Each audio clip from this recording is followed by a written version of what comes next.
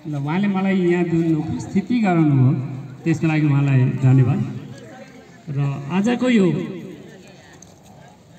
बुढ्यौली बचाऊ अभियान नेपालको कार्यक्रममा सिरक वितरण र यो स्वास्थ्य सामग्री यस कार्यक्रमका अध्यक्ष महोदय, प्रमुख अतिथिज्यू, विशिष्ट अतिथिज्यू, अन्य अतिथिहरू लगायत यस कार्यक्रममा आसीन व्यासमा उपस्थित सम्पूर्ण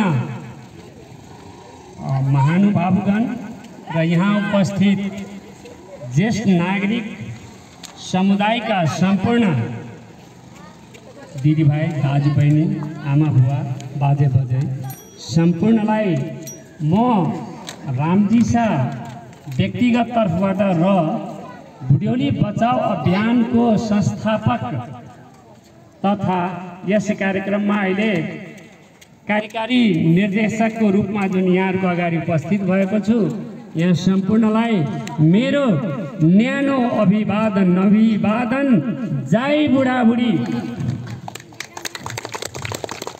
र आज यो 18 महिनादेखि सञ्चालनमा रहिरहेको यो बुढ्यौली बचाऊ अभियानको सारांश म थोरै कुरा भन्न चाहन्छु।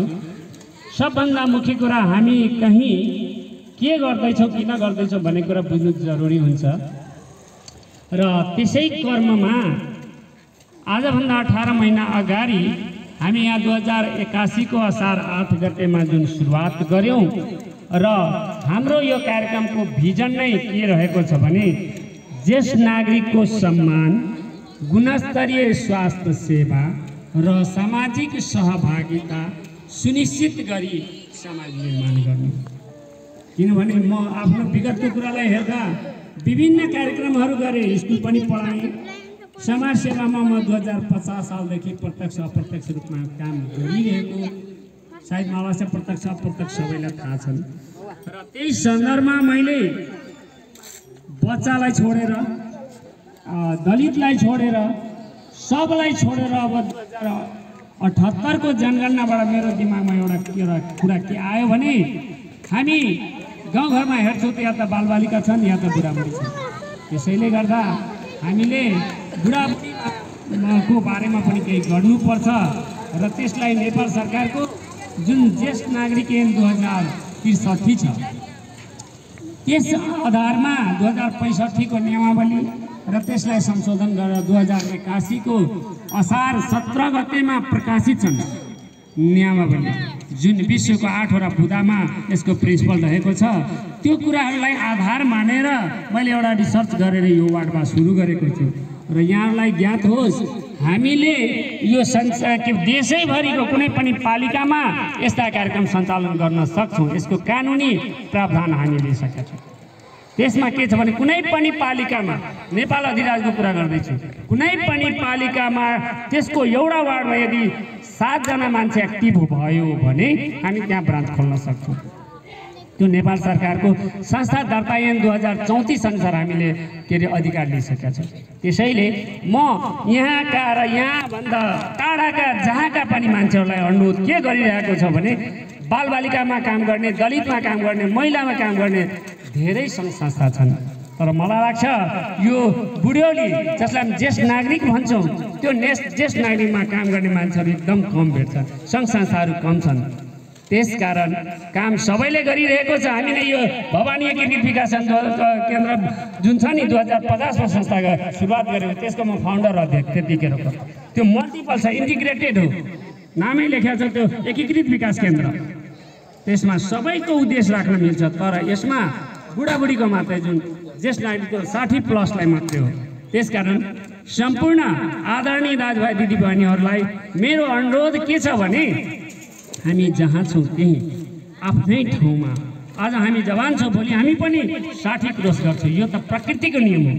त्यसकारण हामीले यहाँबाट सुरु गरेका छौँ र मलाई लाग्छ विगतमै अब केही समय पछाडि हामी अरू वार्ड र अरू जिल्ला पनि जान्छौँ। जस्तो भर्खर मलाई दाङबाट फोन आयो, उहाँले कहाँबाट पाउनुभयो मेरो नम्बर भने तपाईँहरू मजाले जुन छ नि SECNepal24.org मा जानुहोस्, मेरो सबै कुरा भेट्नुहुन्छ भने संस्थाको बारेमा छ र तपाईँले गुगलमा मेरो नाम सर्च गर्नुहोस्, त्यहाँ मेरो नाम ठेगाना मोबाइल नम्बर पनि भेट्नुहुन्छ। उहाँले त्यही भन्नुभयो, मैले के अरे गुगलबाट भेटेँ, बुढ्यौलीको कार्यक्रम खोज्दाखेरि तपाईँको नाम भेटेँ। ल धन्यवाद, ठिक छ, म आउँछु, त्यतिखेरमा technical support free of cost हुन्छ। र अब यसमा म जाउँ, आज यहाँ जुन छ नि लास्ट इयर पनि हामी यही दिन मैले वर्षको 4वटा दिन फिक्स गरिदिएको छु, असारको 8 गते अनि अक्टोबर 1 जुन दिन अन्तर्राष्ट्रिय रूपमा तपाईँको ज्येष्ठ नागरिक दिवस हो, त्यसपालि पनि हामी त्यो दिन सहनसभा पनि गऱ्यौँ र त्यो दिन हामी 10 जना बुढाबुढीलाई सम्मान गऱ्यौँ त्यो। र त्यस्तै यो मङ्सिरको 28 गएको वर्ष पनि हामी यस्तै के अरे 100 जनालाई हामीले यो यही सेम मानेको हौँ। 3 वर्ष सेम चल्छ र प्लान कस्तो छ भने लास्ट इयर 100, यसपालि पनि 100, अर्को वर्ष बाँकी हाम्रो 306 जना छन् जम्मा, त्यसमध्ये अर्को वर्ष गरी हामी यो एउटा फेज टुङ्ग्याउँछौँ, त्यस्तो हाम्रो प्लान छ। त्यस कारण हामी यही सिर किन बाँड्दैछौँ र यही पेस्ट किन बाँड्दैछौँ, त्यसको बारेमा मैले सानो कुरा यहाँको अगाडि राख्न चाहन्छु। खास कुरो के छ भने नि जस्तो बुढ्यौली सहयोग वितरण कार्यक्रममा अन्तर्गत 100 वरिष्ठ नागरिकहरूलाई न्यानो फाइबर सिरक र छाला प्रतिरक्षा स्वास्थ्य सामग्री प्रदान गरिएको छ। यस कार्यक्रमले वृद्धावस्थामा आवश्यक न्यानोपन, स्वास्थ्य सुरक्षा र आराम सुनिश्चित गर्दै उनीहरूको जीवनस्तर सुधार गर्ने उद्देश्य राखेको छ। यो प्रयासले वरिष्ठ नागरिकप्रति सम्मान र हेरताको भावना जागृत गराउँदै समाजमा सकारात्मक सन्देश प्रवाह गरेको छ। ज्येष्ठ नागरिकको स्वास्थ्यको लागि फाइबर ब्ल्याङ्केटका फाइदाहरू यो हेर्नुहोस्। अब यसको फाइदाको कुरा गर्दैछौँ हामीले।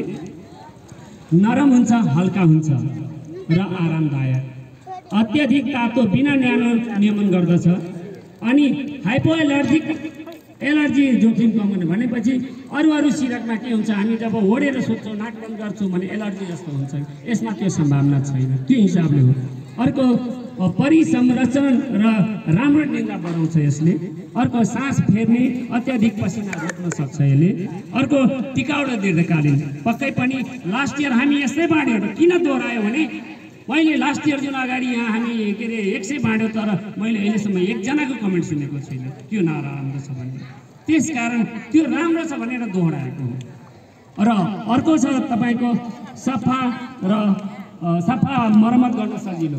यसको के छ भने पानीमा मजाले धुन मिल्छ, पानीमा धोएर सुकाइ पनि जस्ता त्यस्तो हुन्छ, अरू सिरकलाई गर्न सकिँदैन, त्यो पनि सजिलो। अर्को तनाव कम गर्छ र आराम बढाउँछ, टेन्सन घटायो। अहिले तपाईँलाई थाहा छ लगभग मोर देन 60% मान्छेको तनावको कारण लाग्छ तनाव। त्यस कारण यसले केही राहत दिन्छ, कन्ट्रोल त गर्दैन तर राहत दिन्छ भने मात्र हो।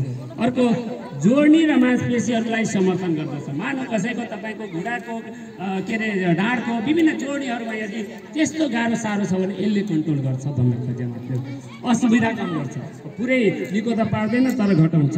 अनि हल्का र ह्यान्डल गर्न सजिलो, हल्का छ, एक ठाउँबाट अर्को ठाउँ उठाउन पनि सजिलो। यो हिसाबले 10वटा मैले यहाँ अगाडि यहाँहरूको फाइदा राखेँ। अर्को छ हामी यही साबुन जुन तपाईँहरू देखिरहनु भएको छ, सबै साबुन र पेस्ट यही माथि राखेको छ। त्यसमा साबुनको कुरा म सुनाउँछु। साबुन प्राकृतिक जडीबुटी र छालाका लाभदायक सामग्रीले बनेको छ, जसले सुन्दर छाला र कपाललाई कुनै हानि पुर्याउँदैन।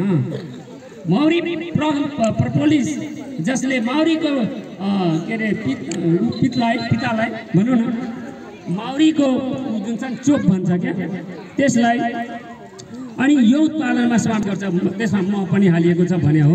अनि मह, बदामको तेल, पर्पोलिस चिल्लो मिश्रणले छालालाई चिल्लो, कोमल र सुखद बनाउँछ। यसले एन्टिब्याक्टेरियल, सबभन्दा मुख्य कुरा के छ भने एन्टिब्याक्टेरियल, एन्टी इन्फ्लामेटरी। हाम्रो शरीरमा अहिले सरदर हुन त मैले 6वटा ब्याक्टेरियाको छुट्टै के अरे स्टडी गरेको छु। हाम्रो शरीरमा हुने ब्याक्टेरियालाई यसले कम गर्छ। त्यस्तै एन्टी इन्फ्लामेटरी, यदि हाम्रो शरीरमा कहीँ दुख भएको छ, कहीँ छाला दुखिरहेको छ भने त्यस्तो कुरामा यसले काम गर्छ भन्न खोजे हो। अनि पिम्पलमा फाइदा गर्छ, यदि मानव मान्छेको जुन दाना बिमिराहरू हुन्छन् त्यसमा पनि यसले काम गर्छ भन्न खोजे हो। अर्को छ पेस्ट पनि हामीले दिएका छौँ। पेस्टको के छ भने पर्पोलिस टुथपेस्ट एक प्राकृतिक सूत्र हो, जसले दन्त स्वास्थ्य र स्वच्छता कायम गर्न मद्दत गर्छ। यसको एन्टिब्याक्टेरियल र गम कसाउने गुणले गुहा क्याभिटी भन्छ त्यो के अरे क्याभिटिज भन्छ त्यो मुखको रोग हो। त्यसपछि पाडिया रगत बग्ने कम जिन्जाइटिस हुन्छ। त्यसपछि संवेदनशील दाँत विरुद्ध लड्छ यसले। यो 100% नेपाली प्रपोलिस। अर्को कुरा यो नेपालमा बनेको छ र यसबाट एउटा कुरा तपाईहरु बुझ्नुस्, हामी जति पनि सामान छ नेपालको भ्याट बिल हुन्छ जुन 13% नेपाललाई जान्छ र अनि यसमा यो 13% नेपाल लगायो भने नेपालले पनि यसले सहयोग गर्छ भन्ने राष्ट्रिय रूपमा। अर्को छ यो कार्यक्रमको प्रभाव सारांशमा छ स्वास्थ्य सुधार प्रदान गरिएका सामग्रीहरू वृद्ध व्यक्तिहरूको शारीरिक स्वास्थ्यमा सकारात्मक प्रभाव पारेको छ। जीवन स्तर सुधार न्यानो सिरकले जाडो याममा आराम प्रदान गर्दै जीवनको गुणस्तर सुधार गर्न मद्दत गर्यो। समाजमा सकारात्मक सन्देश कार्यक्रमले समुदायमा वृद्ध नागरिक प्रति सम्मान र सहानुभूतिका लागि प्रेरणा जगायो। सामाजिक एकता अभियानले स्थानीय समुदायलाई एकजुट गराई वृद्धहरूको जीवनमा सकारात्मक परिवर्तन ल्याउने उदाहरण प्रस्तुत गर्यो। र यहाँहरुको अगाडि मैले धेरै लामो भाषण गरेको छुइनँ अहिले र खास यहाँले के बुझिदिनु पर्यो भने यसको स्वास्थ्य सम्बन्धी किन हाम्रो भिजनसँग म्याच गरेकोले स्वास्थ्य सम्बन्धी यो सामग्रीले ती बुढाबुढीहरूको लागि ज्येष्ठ नागरिकहरूप्रति उनीहरूको स्वास्थ्यमा जुन सकारात्मक परिवर्तन ल्याउँछ त्यो हाम्रो एउटा भिजनको आंशिक रूप यसमा देखाइएको छ। त्यसकारण यो हामी दोहोऱ्याएका हौं र दोहोऱ्याएको भन्नाले फेरि गएको वर्षमा जसलाई बाँड्यो त्यसलाई होइन, हामी जसलाई दियौँ त्यो बाहेक अरू 100 जनाले यसपालि पनि बाँडेका छौँ र यहाँहरू यस कार्यक्रममा पुनः उपस्थित भइदिएर हाम्रो यो कार्यक्रमलाई सफल पार्न जुन शोभा बढाइदिनु भयो त्यसकारण यहाँहरूमाथि फेरि हामी सम्पूर्ण बुढ्यौली बचाउ परिवारको तर्फबाट आभार व्यक्त गर्दै म आफ्नो सानो 2 शब्द यही अन्त गर्दछु। जय होस्, जय धन्यवाद। धन्यवाद। कार्यक्रम बुढ्यौली बचाउ अभियान नेपाल के कार्यकारी निर्देशक अपना सबै